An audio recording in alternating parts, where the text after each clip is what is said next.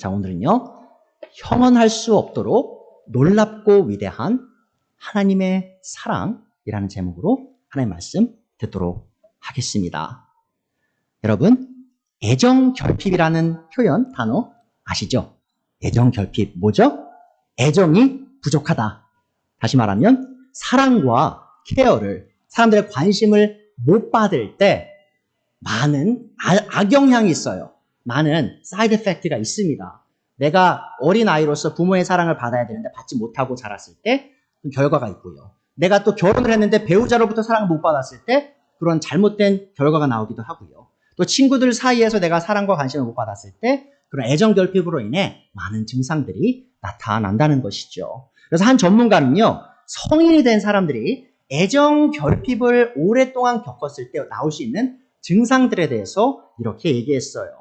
자, 우리가 애정결핍이 있을 때 이렇게 될 수 있습니다. 이 배우자나 연인을 자주 의심하고요. 또한 그들의 애정을 지속적으로 확인받고 싶어 해요. 그러니까 계속 묻는 거죠. 자기야, 나 사랑해?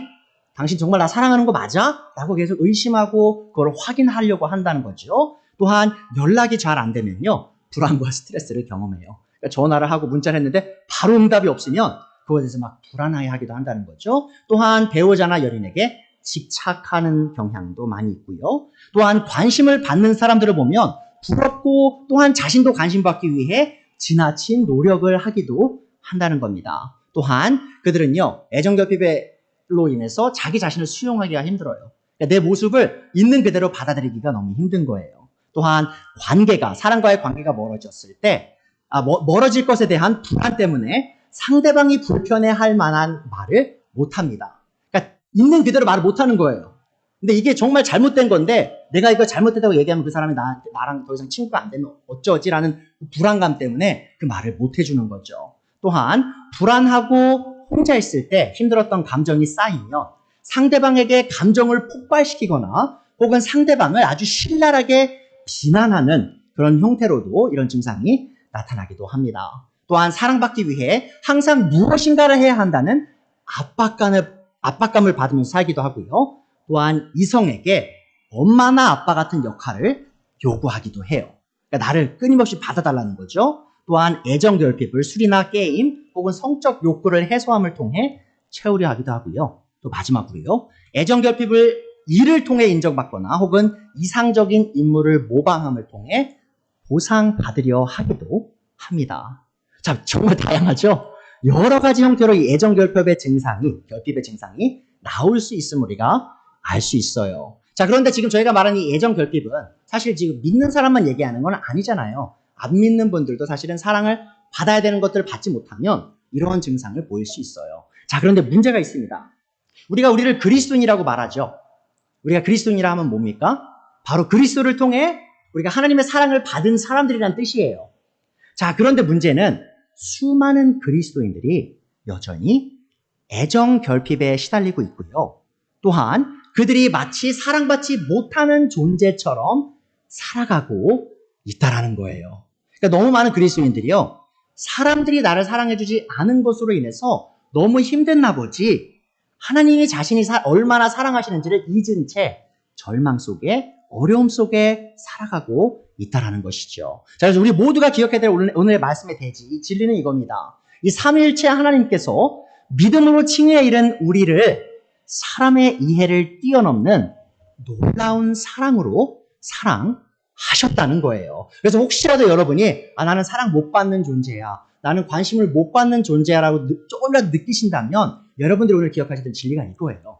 바로 사람들은 여러분을 그렇게 사랑하지 않을지도 몰라요. 그게 진실일지도 몰라요. 여러분의 부모님이 여러분을 정말 사랑해야 하는 방식으로, 부모로서 사랑해야 되는 방식으로 사랑하지 않았을 수도 있어요. 혹은 여러분의 배우자가 여러분을 사랑해야 할 모습으로 사랑하지 않았을 수도 있어요. 자, 그런데 여러분이 기억해야 될 것은 뭐냐? 바로 하나님께서 여러분을 너무나 사랑하신다는 겁니다. 자, 이 하나님의 사랑을 우리가 믿고 느낄 때요, 사람으로부터 받는 그런 애정결핍을 이겨낼 수 있는 원동력이 된다는 거죠. 자, 우리를 향한 하나님의 사랑은 언제나 이 삼위일체이신 하나님의 본성 속에서 드러납니다. 자, 삼위일체가 뭐죠? 바로 하나님이 한 분이세요. 한 하나님이신데 그 한 하나님 안에 세 분의 인격이 있죠? 아버지와 아들과 성령. 그러니까 이 아버지의 아들과 성령님이 함께 일하심을 통해 우리에게 자신의 사랑을 드러낸다는 거죠. 자, 우리를 향한 이 하나님 아버지의 사랑은 아들 하나님이신 예수님을 통해 십자가에서 증명되었고요. 또한 성령님을 통해 우리 마음속에서 확증되었습니다. 자, 그래서 오늘 첫 번째 의지 말씀드릴게요. 하나님께서 성령님을 통해 우리를 향한 자신의 사랑을 확증하셨습니다. 자, 누구를 통해 확증하셨다고요? 바로 성령님을 통해 하나님이 우리를 얼마나 사랑하시는지를 확증하신 거예요. 자, 그래서 우리가 믿는 우리를 향한 이 하나님의 사랑은요, 주관적인 느낌이 아님을 기억하시기 바랍니다. This is not a personal feeling. It's not a subjective feeling that we feel about God's love. Why? Because the Holy Spirit pours God's love into our hearts. He's not us. He's not me. He's the third person that does it for me. 자, 많은 사람들이요, 기독교의 믿음이 스스로 만들어낸 허상이고 착각이라고 생각해요. 자, 그것이 세상 사람들이 기독교를 바라보는 방식이죠? 기독교인들은 그냥 목발 짚고 다니는 거야, 그래요. 목발, 뭐죠? 자기가 부족하니까 하나님 사랑, 하나님 존재하지도 않는 것 믿으려고 노력하는 거지라고 말하는데요. 그러나 우리는 기독교가 가르치는 믿음이 결코 허상이나 착각이 아님을 분명히 알아야 합니다. 만약 우리를 향한 하나님의 사랑을 믿고 느끼는 것이 다른 사람에 의해 세뇌되었거나 자기 암시에 의해서 생긴 것이라면 이러한 느낌은 분명히 허상이고 착각일 거예요. 쉽게 말씀드리면 이거예요. 저도 모태신앙이에요. 많은 이제 교회 다니시는 한국 분들이 모태신앙을 얘기하고요. 교회에서 자라나셨으니까 어릴 때부터 하나님 사랑 얘기 듣잖아요. 계속 세뇌돼서 하나님 나 사랑하시지. 그냥 당연하게 생각하고 넘어가는 경향이 있다라는 거예요. 자, 근데 성경이 말하는 하나님의 사랑은요, 그런 사랑이 아닙니다. 내 부모님이 나한테, 내 엄마가 나한테, 어머니가 나한테 하나님 너 사랑해라서 하나님 나 사랑하는구나 아는 게 아니고요. 정말 하나님과 성령님을 통해서 하나님을 경험하고요. 하나님의 사랑을 경험하는 것, 내가 그 사랑을 참되게 느끼는 것, 그게 바로 기독교의 믿음이고 하나님의 사랑이라는 것이죠. 이 성경은 우리의 마음속 깊은 곳에서 느끼는 우리를 향한 하나님의 사랑은 다른 사람이 우리를 세뇌하거나 우리 스스로가 우리를 속여서 만들어낸 착각이 아니라고 분명하게 말합니다. 자, 왜냐하면 이 삼일체의 새 삼위격이신 성령님께서 하나님의 넘치는 사랑을 우리의 마음에 부어주시기 때문이에요. 자, 다시 읽어드릴게요. 하나님께서 우리에게 주신 성령을 통하여 그의 사랑을 우리의 마음속에 부어주셨기 때문이다. 자, 이 보세요. 제가 지난주에도 말씀드렸었죠? 이 표현. 부어주신다. 영어로 하면 pour라고 했잖아요. pour. 자, 밖에서 비가 많이 내리면 뭐라고 하죠? 우리가 It's pouring outside 하잖아요. 뭐냐면 하나님이 우리를 향한 사랑을 성령님을 통해서 찔끔찔끔 주시는 게 아니라 그냥 바켓으로 부어주시는 거예요. 우리의 마음에. 그러니까 그 하나님의 사랑의 그 홍수가 우리 마음을 휩쓸고 지나가는 거예요. 누구를 통해서? 성령님을 통해서 그 일이 일어난다는 거죠. 그래서 성령님께서 우리를 향한 하나님의 사랑을 보증하심을 기억해 주세요. 자, 우리가 하나님의 사랑을 드러내는 복음을 믿을 수 있었던 근본적인 이유는 우리의 마음에 이 성령님이 주어졌기 때문입니다. 자, 우리 모두는 우리가 우리 스스로의 힘으로 복음을 믿은 것이 아님을 정확히 알아야 돼요. 여러분 아십니까? 여러분이 어릴 때 그러셨을 수도 있어요. 아니면 성인이 돼서 그러실 수도 있어요. 자, 하나님을 믿을 때 있죠. 예수님을 믿을 때 그 힘 있죠. 믿는 힘이요. 여러분 스스로에게 온 게 아니에요. 여러분이 하나님을 믿을 수 있었던 이유, 그 복음을 믿을 수 있었던 그 근본적인 이유는 바로 성령님께서 여러분의 마음에 일하셨기 때문입니다. 자, 우리가 이 복음을 믿어 구원에 이를 수 있었던 것은 오직 하나님께서 우리의 마음에 성령님을 풍성히 부어주셨기 때문이에요. 자, 그래서 디도서 3장 5절에 나오죠. 하나님께서 우리를 구원하셨습니다. 자, 어떻게 해요? 왜요? 그분이 그렇게 하신 것은 우리가 행한 의로운 때문이 아니라 뭐죠? 무슨 말이죠?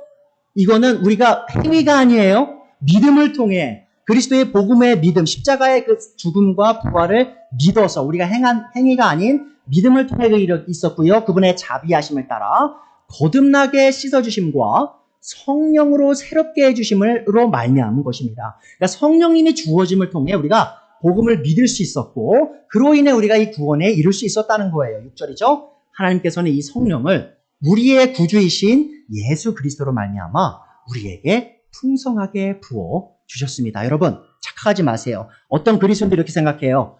소수의 특별한 그리스도인만 성령님을 풍성하게 경험한다라고 착각하시거든요. 그렇지 않아요.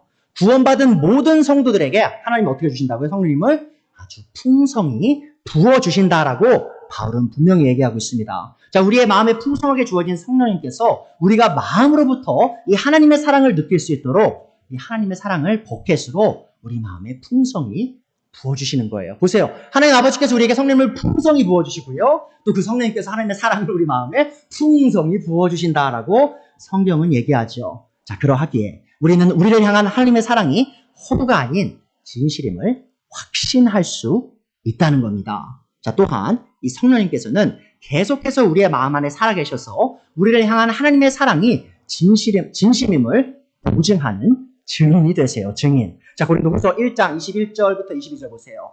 우리를 여러분과 함께 그리스도 안에 튼튼히 서게 하시고 또 우리에게 사명을 맡기신 분은 하나님이십니다. 자, 하나님께서는 또한 우리를 자기의 것이라는 표로 인을 치시고 그 보증으로 우리 마음에 누굴 주셨다고요? 성령을 주셨습니다. 그러니까 성령님께서 우리 마음에 살아계시는데 어떤 일을 하시는 거예요? 그분이 우리의 증인이 되시는 거예요. 우리의 보증이 되시는 거예요. 어떤 보증? 바로 우리가 우리 스스로의 것이 아니라 바로 하나님께 속했다. 하나님이 우리를 너무나 사랑하시고 하나님이 우리를 소유하고 계신 분이다라는 것을 우리 안에 살아계신 성령님께서 끊임없이 우리에게 보증하시고 증거하신다는 겁니다. 자, 그럼 여기서 여러분이 질문이 하나 생기실 수도 있어요. 아, 근데 조영희 목사님, 그럼 제가 성령님이 제 마음에 있는 걸 어떻게 알죠? 지금 계속 성령님이 풍성하게 내 안에 거한다고 했는데 대체 그걸 어떻게 합니까? 라고 물으실 수 있는데요. 성경은 그것에 대해서 이렇게 대답합니다. 성령님이 그 마음의 안에 있는 사람은요, 그 삶의 변화가 있는 사람이에요. 그 성령님이 내 안에 들어오실 때 내 삶이 과거에 살던 삶이요, 새로운 삶으로 바뀌는 그 일이 일어난다라고 성경은 분명히 얘기합니다. 자, 갈라디아서 5장에 보시면 이렇게 나오죠. 19절. 이 부분이요, 바로 성령님을 체험하기 전 우리 모두의 삶의 형태예요. This is our old life style. 자, 보세요. 19절. 육체의 행실은 환히 드러나는 것입니다. 우리 육신의 행실이죠. 곧 음행과 더러움과 방탕과 우상숭배와 마술과 원수맺음과 다툼과 시기와 분냄과 분쟁과 분열과 파당과 질투와 술취함과 흥청망청 먹고 마시는 노름과 그와 같은 것들입니다. 내가 전에도 여러분에게 경고했지만 자 보세요. 이제 또 경고합니다. 이런 짓을 하는 사람들은 하나님의 나라를 상속받지 못할 것입니다. 여러분, 이게 바로 믿지 않는 사람, 성령님이 없는 사람의 삶의 형태예요. 자, 그렇게 살아가는 사람의 결과가 뭐라고요? 바로 하나님의 나라에 들어가지 못한, 하나님의 왕국에 들어가지 못하게 되는 삶인 거예요. 자, 그런데 보세요. 성령님을 체험하고 난 뒤에 어떤 변화가 있었냐? 보세요. 22절부터 그러나 성령의 열매는, 자, 육체의 열매, 육신의 열매에 반대되는 개념이죠. 사랑과 기쁨과 화평과 인내와 친절과 선함과 신실과 온유와 절제입니다. 이런 것들을 막을 법이 없습니다. 그리스도 예수께 속한 사람은 정욕과 욕망과 함께 자기의 육체를 십자가에 못 박았습니다. 이런 보세요. 제가 지금 목사로서 여러분에게 계속 말씀을 전해드리고 있고 여러분과 인터랙션을 하면서 선한 영향력을 끼치려고 하잖아요. 그러면 제가 이 조영이라는 사람이 과연 날 때부터 이런 모습이었냐? 날 때부터 거룩을 앙망하고 날 때부터 하나님의 교회를 세우기에 제 자신을 희생하고 날 때부터 사람들을 보면 웃으면서 대하는 그런 사람이었냐? 아니라는 것이죠. 제가 이 성령님을 바르게 만나고 체험하기 전에 성령님이 제 안에서 그 열매를 맺으시기 전에는요. 저도 술 취하는 사람이었고요. 저도 성적으로 문란한 사람이었고요. 저도 입에 욕을 달고 사는 사람이었고요. 사람들을 미워하고 증오하는 사람이었어요. 과거에 제가 누군지 똑똑히 기억하고 있습니다. 여러분은 제 22살 조영이를 못 보셨죠? 근데 저는요, 21살, 22살 조영이를 똑똑히 기억해요. 제가 어떤 사람이었는지. 여기 19절부터 쭉 나온 21절까지 나온 그 모습이 바로 제 모습이었어요. 자, 그런데 성령님께서 제 마음을 만지시고 제 삶에서 성령의 열매를 맺기 시작하실 때 제가 그랬던 조영이가 정말 악독하고 사악했던 조영이가 이런 선한 것들을 열매를 맺을 수 있는 조영이로 바뀌었다는 것이죠. 자, 그게 바로 성령님이 제 안에 살아계신 것에 대한 확증이었다는 겁니다. 자, 그것이 모든 성도들이 경험해야 할 그러한 구원의 간증이라는 거예요. 바로 성령님의 내주하심의 간증이어야 한다는 겁니다. 자, 이렇듯 우리 모두는 우리의 삶의 변화를 일으키시고 우리의 마음에서 끊임없이 하나님의 사랑을 보증하시는 이 성령님을 통해 우리를 향한 하나님의 사랑을 느끼고 확신할 수 있습니다. 그러니까 성령님이 우리의 증인 되심이 그냥 우리가 혼자 느끼는 것이 아니라 정말 법정에서 한 증인이 내가 그걸 다 봤어요. 이게 진실이라고 말할 때 법관이 얘기해 주죠. 저 증인의 말이 옳습니다라고 말하는 것처럼 객관적으로 우리가 증명할 수 있는 사랑이라는 거예요. 왜죠? 삼위역격이신 삼위일체 하나님이 그 하나님의 사랑을 보증하시기 때문입니다. 자, 그렇다면 하나님은 대체 왜 이렇게 우리를 사랑하시고 우리를 향한 자신의 사랑을 확증하는 성령님을 우리에게 허락하신 것일까요? 우리가 이 하나님의 사랑을 받을 자격이 있는 사람이었기 때문이었을까요? 결코 그렇지 않습니다. 우리를 향한 하나님의 사랑이 정말 놀라운 이유는 하나님께서 이 사랑받을 아무런 가치 없는 우리를 사랑하셨기 때문이에요. 자, 그래서 두 번째 요지입니다. 하나님께서 사랑하지 말아야 할 우리를 사랑하셨습니다. 자, 우리가 우리를 향한 하나님의 사랑이 얼마나 놀랍고 위대한 사랑인지 정확하게 이해하기 위해서는요, 하나님의 사랑의 대상인 우리가 어떤 존재였었는지 정확하게 인식할 필요가 있습니다.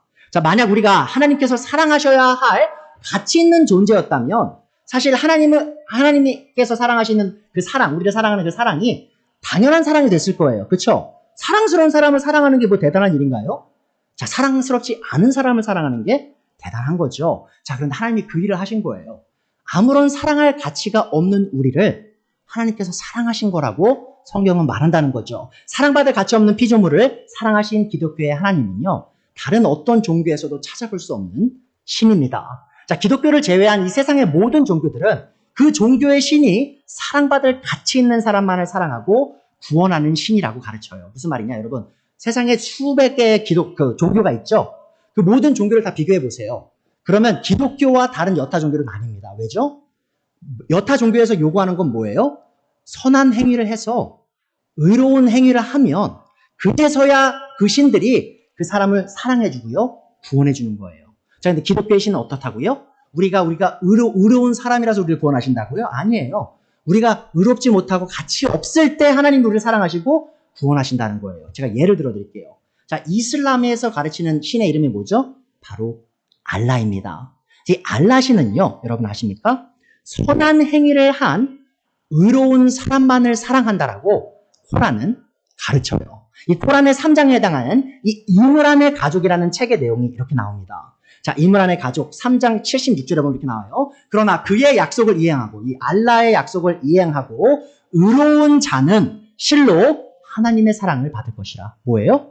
의롭게 선한 행위를 한 사람만이 알라의 사랑을 받을 자격이 있다라고 말을 해요. 또한 이므란의 가족 3장 146절에서 148절을 보시면 이렇게 나와요. 많은 선지자들과 많은 학자들이 하나님의 길에서 성전 혹은 거룩한 전쟁을 하였더라. 그들은 하나님의 길에서 어려운 일에 부딪힐 때도 실망치 않고 허약하지 아니하였으며 항복하지도 아니하였으니 하나님은 실로 인내하시는 자를 사랑하심이라. 보세요, 여러분.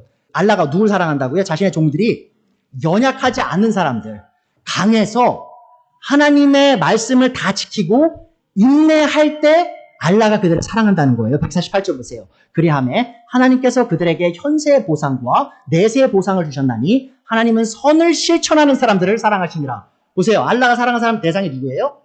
선을 실천하는 사람. 무슨 말이죠? 사랑받기에 합당한 사람.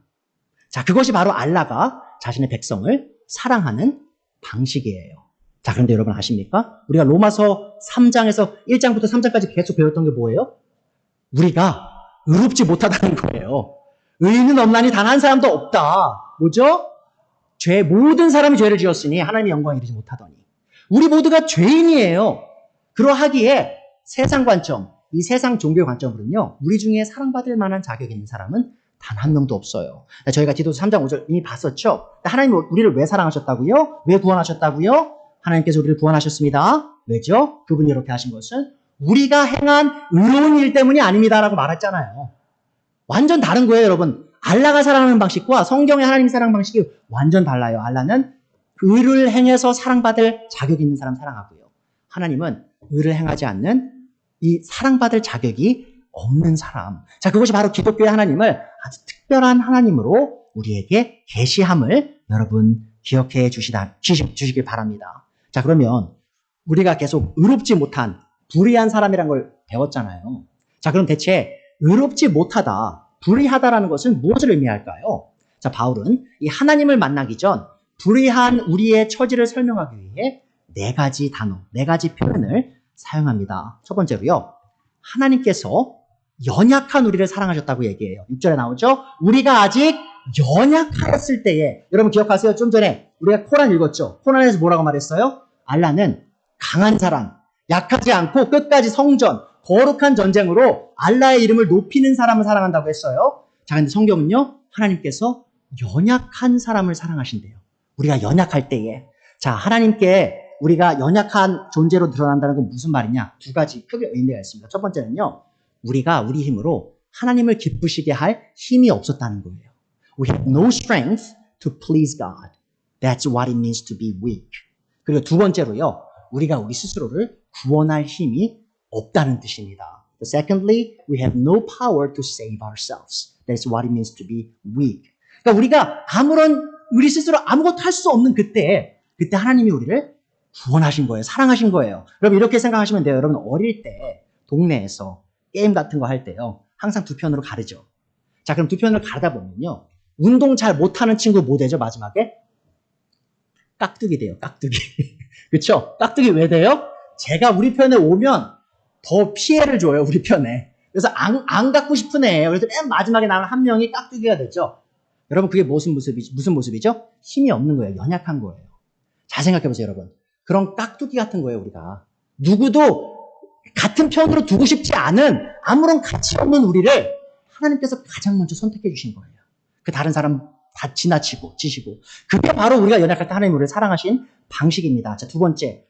우리는 불경건한 사람이었어요. 우리가 하나님께서 이 불경건한 우리를 사랑하셨다고 바울은 말합니다. 6절 후반부에 나오죠. 그리스도께서 제때에 경건하지 않은 사람을 위하여 죽으셨습니다. 우리가 경건하지 않을 때예요, 여러분. 자, 로마서 1장 18절 저희가 공부했었잖아요. 하나님의 진노가 불의한 행동으로 진리를 가로막는 사람의 온갖 불경건함과 불의함을 겨냥하여 하늘로부터 나타납니다. 하나님은 이 불경건한 사람들, 불의한 사람들에게 진노하고 계세요.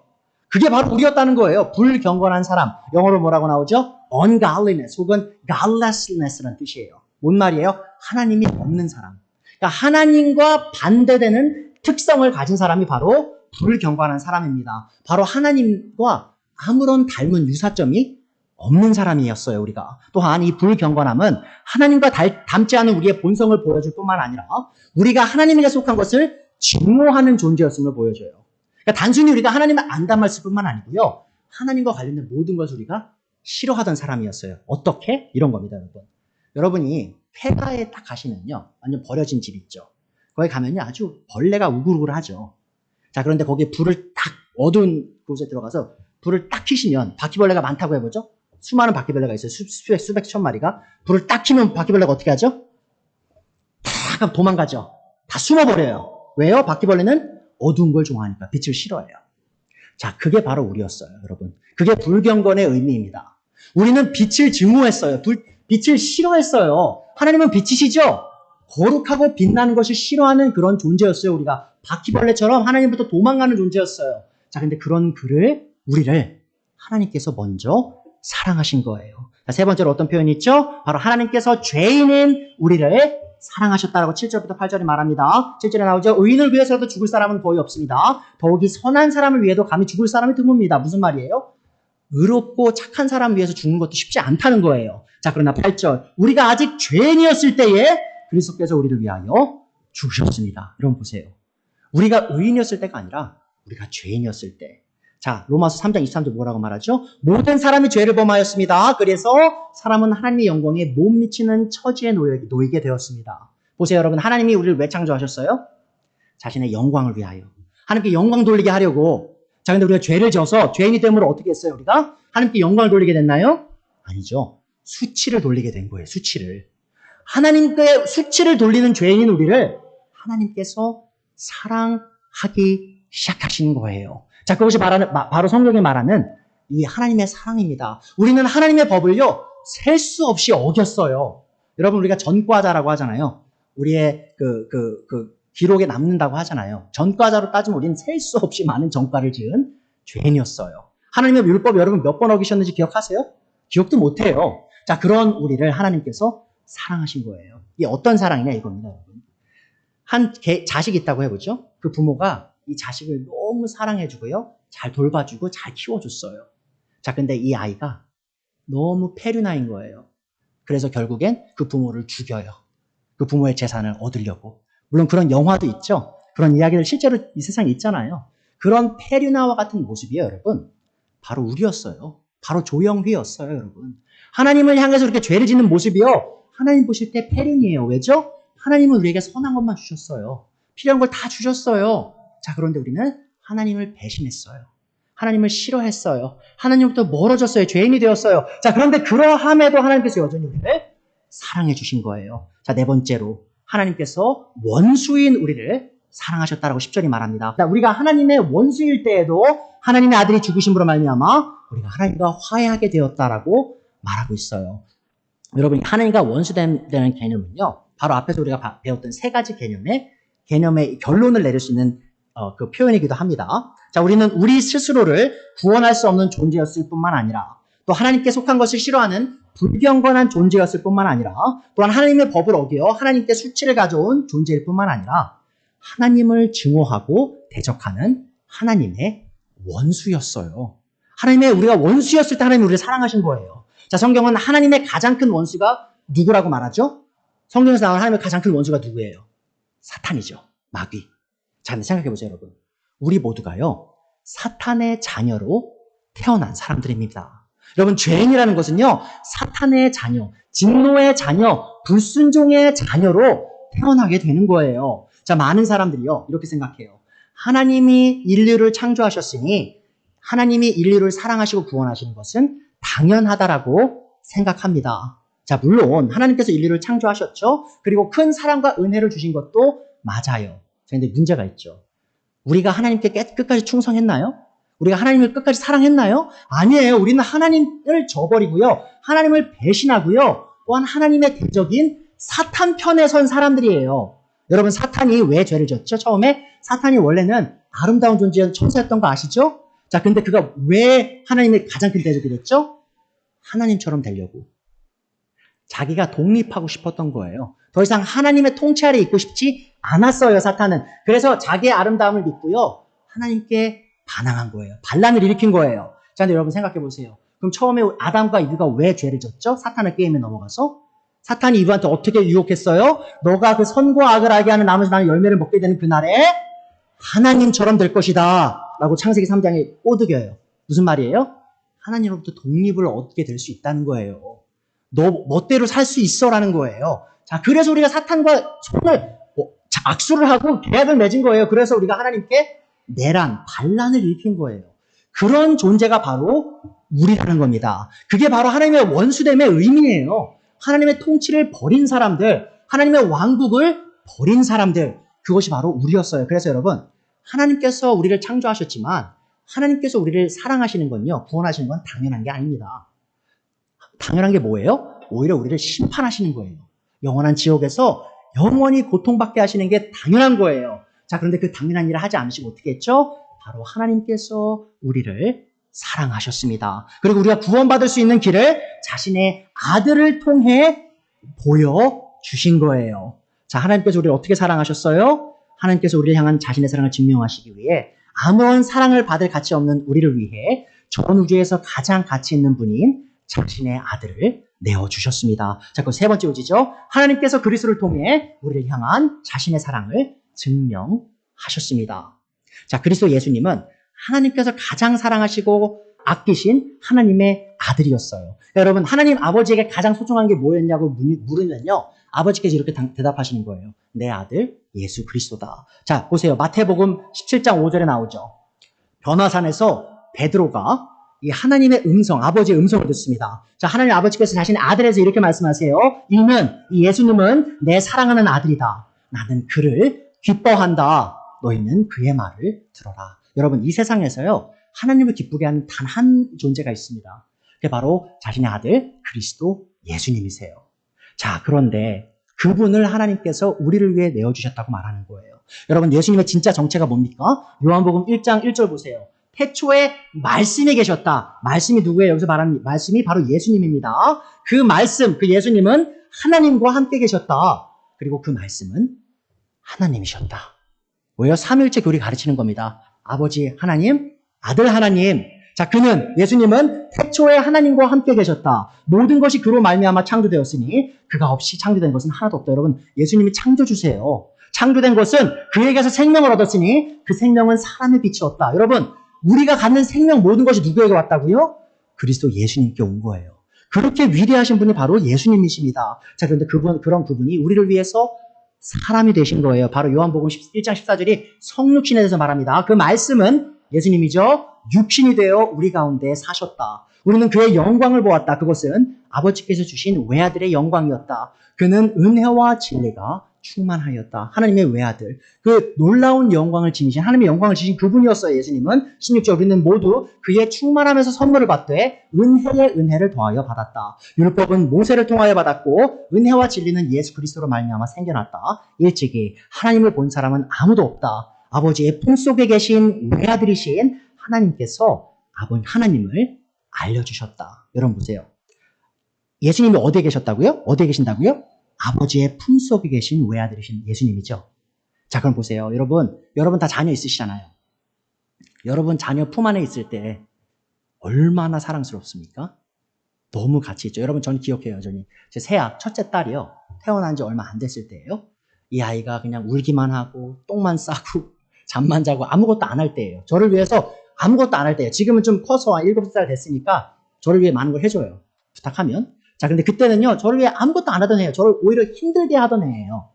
자, 그런데 순간이 있어요. 어떤 순간이 있었냐면, 제가 이 아이의 얼굴을 바라보는데요. 제 마음속에서 정말 제가 형언할 수 없는 엄청난 그 기쁨 있죠. 이 아이를 향한 제 사랑이 너무 커서 그 용솟음치는 막 그 화산이 폭발하는 것 같은 그런 감정을 제가 느꼈어요. 이 아이를 너무 사랑스러워서. 내가 이 아이를 위해서는 내 목숨도 바치겠다. 내가 뼈가 부러져도 이 아이를 돌봐주고 사랑해주겠다라는 그런 다짐을 했다는 거죠. 너무 사랑스러워서. 자, 근데 보세요. 아버지 품속에 누가 계셨다고요? 그리스도 예수님이 그렇게 아름다운 존재로, 사랑스러운 존재로, 귀한 존재로 있었다는 거예요. 자, 근데 보세요. 제2위격이신 하나님, 삼위일체 제2위격이신 하나님이신 예수님께서 우리를 위해, 하나님의 사랑을 증명하기 위해 뭘 하셨다고요? 아버지께서 우리의 사랑을 증명하시기 위해 뭘 하셨다고요? 하나님께서 가장 가치 있는 그리스도를 가장 가치 없는 우리를 위해 내어주신 거예요. 여러분 보세요. 그 대조되는 걸 보세요. 정말 가장 가치 있는 예수님을 가장 밑바닥에 있는 가치 없는 우리를 위해 그래서 우리를 사랑하셔서 내어주신 거예요. 6절에 말하죠. 우리가 아직 연약할 때 그리스도께서는 제때 경건하지 않은 사람을 위하여 죽으셨습니다. 그분이 우리를 위해 죽었어요. 8절. 그러나 우리가 아직 죄인이었을 때에 그리스도께서는 우리를 위하여 죽으셨습니다. 이래하여 하나님께서는 우리에 대한 자신의 사랑을 실증하셨습니다. 여러분, 많은 분들이 그렇게 얘기해요. 하나님이 날 사랑하는지 어떻게 알죠? 나는 병이 이렇게 들어서 힘든데요. 나는 직장에서 직장을 잃었는데요. 내 결혼이 이렇게 망했는데요. 이혼하고 망했는데요. 내 자식이 나를 사랑해주지 않는데요. 내가 하나님이 나를 사랑하는지 어떻게 알죠? 바울이 뭐라고 말합니까? 하나님께서 그리스도 자신의 가장 가치 있는 아들을 너를 위해 십자가에 보냈다라고 대답하는 거예요. 그것만으로 우리가 하나님이 우리를 사랑하심을 확신할 수 있는 거죠. 9절. 그러므로 지금 우리가 그리스도의 피로 의롭게 되었으니 그리스도로 말미암아 하나님의 진노에서 구원을 얻게 되는 것은 더욱 확실합니다. 또 10절에 나오죠. 우리가 하나님의 원수일 때에도 하나님의 아들이 죽으심으로 말미암아 우리가 하나님과 화해하게 되었습니다. 11절. 그뿐만 아니라 우리 또한 주 예수 그리스도로 말미암아 하나님을 자랑합니다. 그로 말미암아 하나님과 화해하게 되었습니다. 여러분 보세요. 우리를 향한 하나님의 사랑은 자신이 가장 사랑하고 가장 아끼는 이 아들의 생명값이었습니다. 자, 하나님께서 우리를 향한 자신의 사랑을 증명하시기 위해서 하실 수 있는 가장 크고 놀라운 일은 바로 예수님을 우리를 위해 주시는 거였어요. 그리고 하나님께서 그 일을 이루신 겁니다. 여러분 자녀 한 분만 있는 분들도 계시고요. 다 자녀분 계신데 여러분 자녀 남들 위해 주실 수 있으세요? 여러분 자녀 주실 수 있으세요? 못 줘요. 저 못 줘요. 제 아들 못 줘요. 제 딸 못 줘요. 자, 근데 그 일을 하나님께서 저를 위해, 여러분을 위해 하신 겁니다. 자, 이것이 우리가 그래서 하나님의 사랑은 말로 형언할 수 없을 정도로 놀랍고 위대한 사랑이라고 우리가 말할 수 있는 거예요. 자, 우리를 향한 이 하나님의 이 형언할 수 없도록 놀랍고 위대한 사랑은 더 놀라운 이유가 있어요. 뭐냐면 이 하나님의 크신 사랑으로부터 우리를 분리시킬 수 있는, 우리를 갈라놓을 수 있는 것이 전 우주에 단 한 존재도 없다라는 겁니다. 로마서 8장 38절 보세요. 나는 확신합니다. 죽음도 삶도 천사들도 권세자들도 형제일도 장래일도 능력도 높음도 깊음도 그 밖에 어떤 피조물도 우리를 우리 주 예수 그리스도를 안에 있는 하나님의 사랑에서 끊을 수 없습니다. 여러분, 이거보다 더 놀라운 약속이 있나요? 이거보다 더 귀중한 약속이 있나요? 여러분, 암이요, 여러분으로부터 하나님의 사랑을 끊을 수 없어요. 여러분, 사탄도요, 마귀도요, 우리를 향한 하나님의 사랑으로부터 우리를 끊어낼 수 없어요. 그 어떤 죽음도요, 여러분, 우리가 죽어도요, 그 죽음이 우리를 하나님의 사랑으로부터 멀어지게 하지 못해요. 왜냐하면 하나님이 자신의 아들을 통해서 그 사랑을 증명했기 때문입니다. 자, 오늘 말씀 잘 들으셨어요. 오늘 제가 한 가지 적용점이 있습니다. 자, 여러분, 오늘 말씀 들으셨는데 그러면 여러분의 자랑과 기쁨은 그럼 어디에 계세요? 여러분 왜 기뻐하십니까? 여러분이 자랑하시는 바는 무엇이죠? 자, 로마서 5장 11절 다시 보세요. 그뿐만 아니라 우리는 또한 우리 주 예수 그리스도로 말미암아 하나님을 자랑합니다. 이 자랑하다는 단어 지난주도 배웠죠? 기뻐합니다라고 번역할 수도 있어요. 자, 그래서 우리는 이 그리스도 예수님을 통해 우리를 향해 증명된 그 사랑으로 인해 이제는 하나님을 자랑하고요, 하나님을 기뻐할 수 있는 사람이 된 거예요. 자, 그리스도인들이 왜 사랑 결핍에 시달릴까요? 오늘 말씀에 따르면요, 여러분, 참된 그리스도인들은 결코 애정 결핍에 빠질 수가 없습니다. 왜 그렇죠? 우리는 이미 하나님께 분에 넘치는 엄청나게 놀라운 사랑을 이미 받은 사람들이기 때문이에요.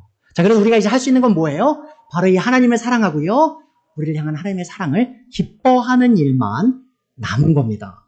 자, 만약 여러분을 향한 이 하나님의 사랑이 부족하여 이러한 애정 결핍에 시달리고 계시다면, 자, 여러분이 해야 할 일은 딱 하나입니다. 자, 여러분은 더 이상 이 사람들에게 사랑을 구걸하기 위해 매달릴 필요가 없는 분들이에요. 여러분은 이미 충분히, 분에 넘치게 사랑을 받는 존재입니다. 누구에게서요?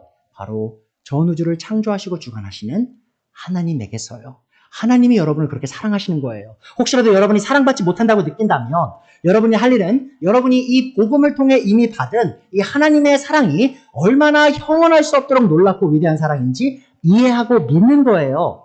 여러분이 이미 받은 사랑이 얼마나 큰지 더 이해하시고 믿으시는 게 필요한 거예요. 자, 그것이 바로 에베소 성도들을 위한 바울 사도의 기도였습니다. 오늘 마지막이에요. 한번 보시죠. 에베소에 있던 이 그리스도인들을 위해 바울 사도가 이렇게 기도해요. 어떻게 기도하는지 보세요. 믿음으로 말미암아 그리스도를 여러분의 마음속에 머물러 계시게 하여 주시기를 바랍니다. 여러분이 사랑 속에 뿌리를 박고 털을 잡아서, 누구 사랑 말하는 걸까요? 바로 하나님의 사랑이죠. 모든 성도와 함께 여러분이 그리스도의 사랑의 너비와 길이와 높이와 깊이가 어떠한지를 깨달을 수 있게 되고 지식을 초월하는 그리스도의 사랑을 알게 되기를 바랍니다. 뭘 초월해요, 여러분? 지식을 초월하는 사랑이래요. 여러분, 사랑이 생각해낼 수 없는 사랑을 하나님께서 우리에게 주신 거예요. 그 사랑으로 충만하게 되길 바란다. 그 사랑의 깊이를 알길 바란다 라고 말하는 거예요. 자, 근데 그 결과가 뭐예요? 19절 후반부 보세요. 그리하여 우리가 하나님의 사랑을 알 때, 느낄 때 어떤 일이 일어나요? 하나님의 온갖 충만하심으로 여러분이 충만하여지기를 바랍니다. 여러분의 마음에 하나님이 풍성하길 바라시죠? 성령님이 풍성하길 바라시죠? 성령님으로 넘치기를 바라시죠? 이 그리스도의 사랑, 그리스도를 통해 여러분에게 제시된 이 하나님의 사랑의 너비와 길이와 높이와 깊이가 어떠한지를 깨달으시면 되는 거예요. 그러니까 여러분 안에 이미 있어요. 그 받은 사랑이, 이미 받은 그 사랑이 얼마나 크고 놀라운 사랑인지를 깨달으시면 되는 거예요. 그럼 여러분, 더 이상 다른 사람들한테 사랑 구하실 필요 없습니다. 왜죠? 이미 이 세상에서 가장 위대하신 분이 여러분을 너무나 사랑하시기 때문이죠. 자, 오늘 대지 말씀드리고 말씀 마치겠습니다. 이 삼위일체 하나님께서는 믿음으로 칭의에 이른 우리를 사람의 이해를, 지식을 뛰어넘는 놀라운 사랑으로 이미 사랑하셨습니다. 여러분, 그 사랑 받고 계세요. 믿으신다면 복음 믿으시고 의롭게 되셨다면, 자, 그러면요, 더 이상 애정 결핍으로 고생하실 필요 있나요? 없나요? 없습니다.